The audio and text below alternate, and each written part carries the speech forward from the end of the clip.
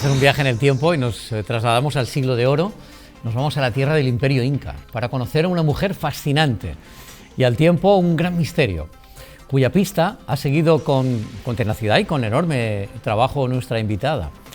Se trata de Francisca, la hija mestiza y al tiempo noble que tuvo el famoso conquistador Francisco Pizarro.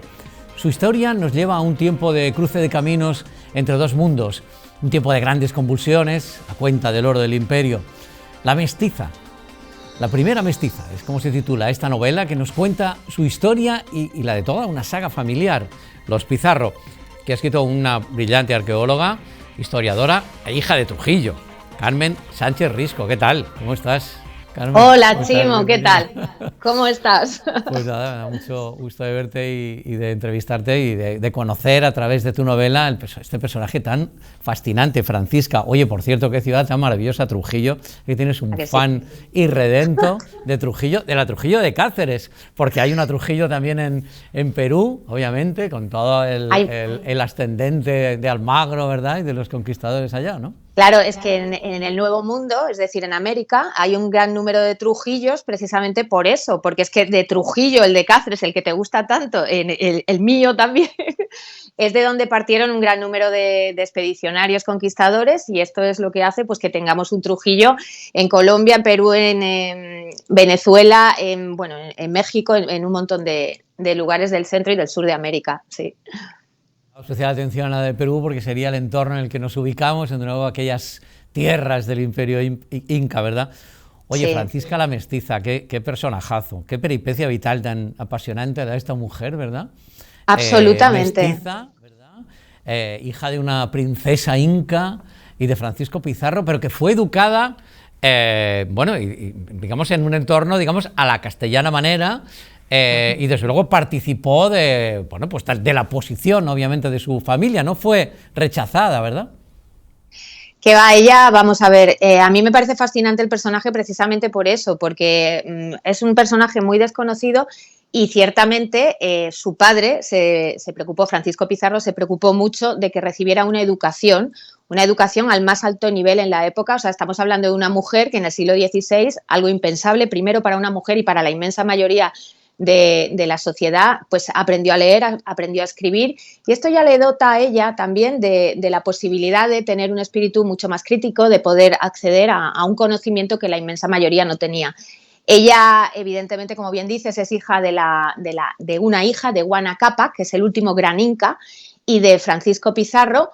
Y bueno, pues sí, fue educada en costumbres castellanas, pero una de las tesis que yo defiendo precisamente en la novela, después de haber estudiado mucho el personaje, es que ella no permaneció ajena ni aislada de esa herencia andina, de esa herencia incaica con la que convivió pues los 17 años que estuvo en Perú, hasta que la desterraron, la exiliaron y la mandaron a España, a Europa, a la vieja Europa. Vaya vida, vaya peripecia vital que nos cuentas, la de ella y la de la saga también, ¿no? de los Pizarro. Y ella, desde luego, como en ese carácter mestizo, en ese ADN mestizo, era su personalidad, sabía que era una Pizarro, pero también esa herencia que ella llevaba, ¿verdad? Y me parece fascinante. Y se ve en la novela en cómo evoluciona el personaje también. Oye, la primera parte de la historia la abres con una cita que me ha resultado. Yo como periodista y estoy ahí tan volcado en el día a día, me parece impresionante. Es de un poeta de la antigua Roma, de Lucano, que no conocía mucho la verdad. Dice: nunca puede haber lealtad entre quienes comparten el mando.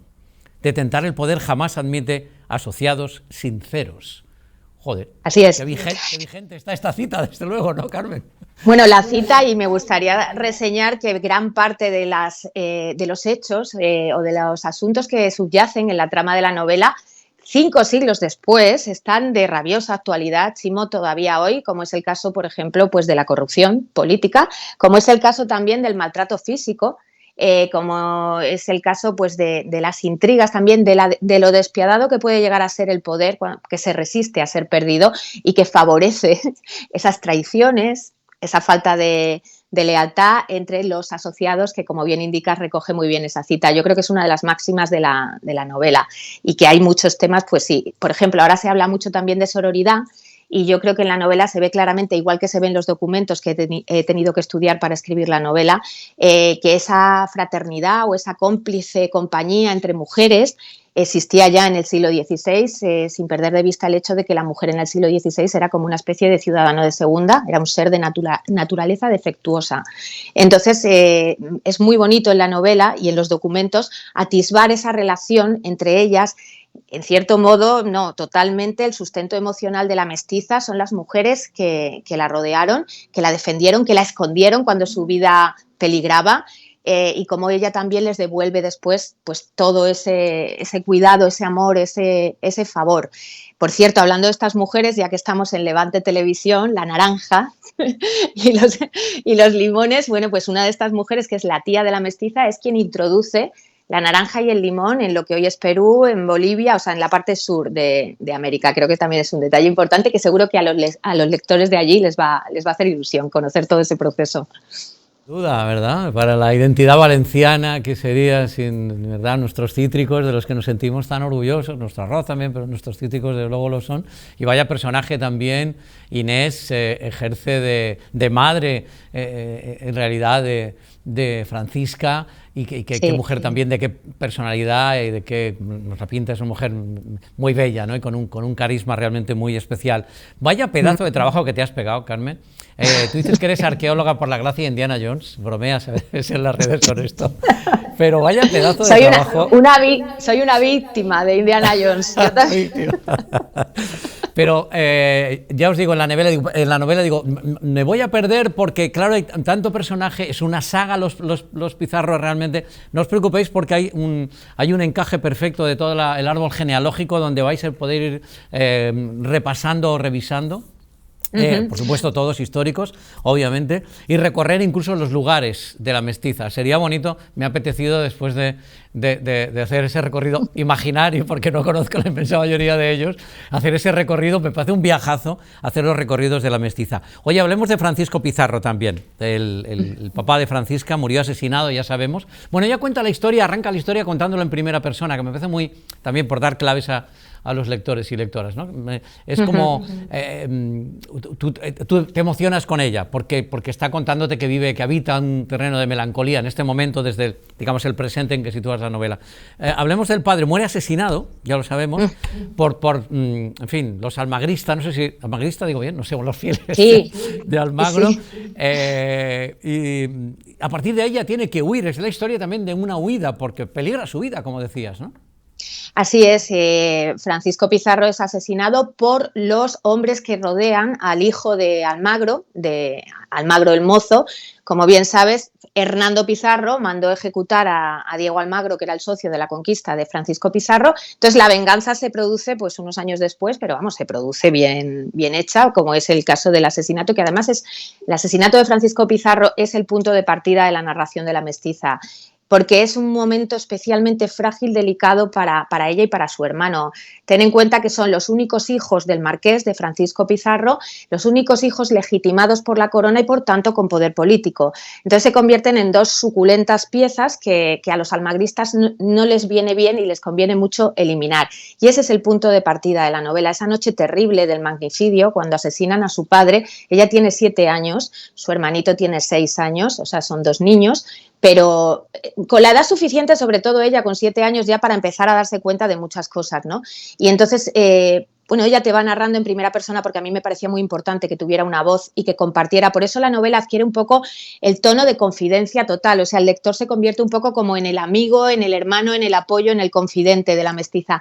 Y ella te va narrando cómo fue esa huida, cómo fue tener que esconderse, tener que salir corriendo, hacerse invisible y dejar la ciudad de los reyes, que es lo que hoy es Lima, pues escondidos y con muy poca escolta, y todo lo que pasó también, porque realmente los almagristas querían acabar con los hijos de Pizarro. Esto se puede comprobar en la documentación, precisamente en las confesiones, ¿no?, que hizo Inés Muñoz, esta gran matrona indiana, esta tía que introdujo las naranjas allí. Pues ella misma confesó, igual que la haya de Francisca Pizarro, cómo habían intentado asesinar a los niños. Entonces es un punto de partida de huida, porque yo creo que en el fondo ella, hasta un punto muy avanzado de su vida, es que tuvo que hacerse invisible muchas veces, tuvo que huir muchas veces, tuvo que esconderse y tuvo que morderse la lengua también muchas veces. Entonces, bueno, pues es un ritmo muy, muy, muy trepidante, también muy doloroso el punto de partida, porque ella te lo comparte, ¿no? Cómo se vivió ese terrible hecho y cómo perdió la inocencia en ese momento, con 7 años, pero bueno, es que realmente la historia fue así.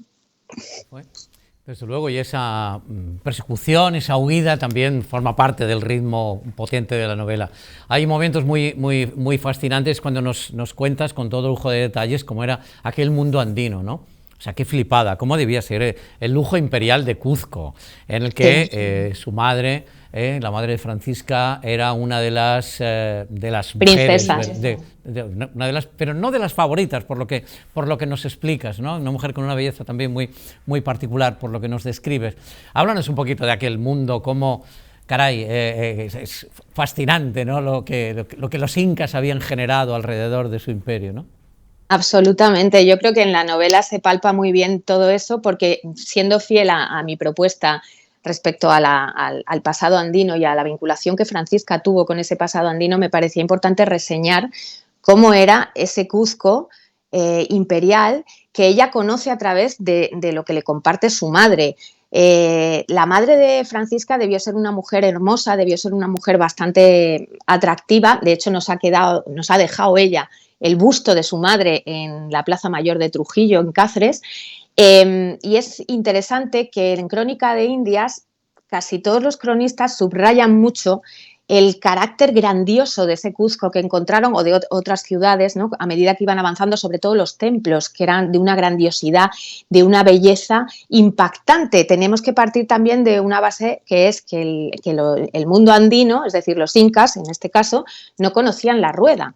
Entonces, desplazar esas piedras, construir esos santuarios, esos palacios, tiene todavía mucho más mérito y como bien describe en la novela Juan de Betanzos, que es el cronista maravilloso de la Suma y Narración de los Incas, bueno, pues te apoderaba como una especie de, no sé, de soroche, de transposición, cuando veías todos esos palacios, esos edificios maravillosos. Entonces a mí me interesaba mucho que se resaltara todo esto, igual que la espiritualidad, la cosmogonía andina, que me parece maravillosa, cómo ellos convierten en sagrado cada hecho cotidiano, cómo cuidan todo su entorno, cómo agradecen a lo que les proporciona abrigo, sustento, la Pachamama, Inti, Mamaquilla, ¿no? Y sobre todo ese equilibrio de fuerzas siempre que está muy presente en la cosmogonía andina, ¿no? Esas fuerzas que se refutan pero que son complementarias y son las que favorecen el equilibrio, me parecía muy importante y de hecho hay dos personajes que simbolizan un poco esto, que son las dos indias que acompañan a Francisca, Nuna y Saya, que es esa dualidad que está muy, muy presente siempre en el mundo andino. Esa adoración también por la naturaleza, desde luego, como es esa cosmogonía, ¿eh?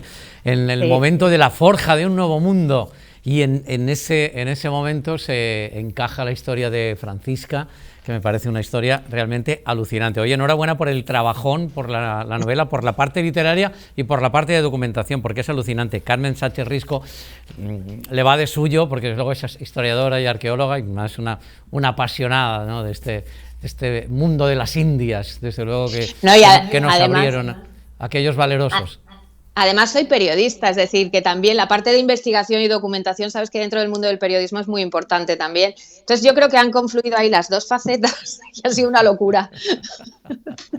Bueno, pues bendita locura, porque desde luego aquí tenemos la novela para disfrutarla. La primera mestiza. Un gran placer, Carmen, hablar contigo. Igualmente. Un beso muy fuerte. Envidia de Trujillo que tengo. Pues vente, ya sabes. Volveré pronto. Gracias, Carmen. Un abrazo, gracias. Muchas gracias.